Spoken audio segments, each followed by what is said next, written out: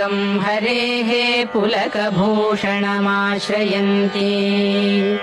भृङ्गाङ्गनेव मुकुलाभरणम् तमालम् अङ्गीकृताखिलविभूतिरपाङ्गलीला माङ्गल्यदास्तु मम मङ्गलदेवतायाः मुग्धा मुहुर्विदधति वदने मुरारेः प्रेमत्रपा प्रणिहितानि गतागतानि मालादृशोर्मधुकरीव महोत्पलेया सा मे श्रियम् दिशतु सागरसम्भवायाः आमीलिताक्षम् अधिगम्य मुदा मुकुन्दम्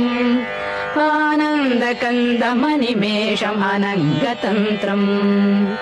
आकेकरस्थितकनीनिकपक्ष्मनेत्रम् भूत्यै भवेन्मम भुजङ्गशयाङ्गनायाः बाह्वन्तरे मधुजितश्रितकौस्तुभेया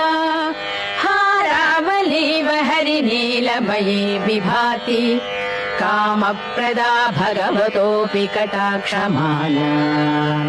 कल्याणमावहतु मे कमलालयायाः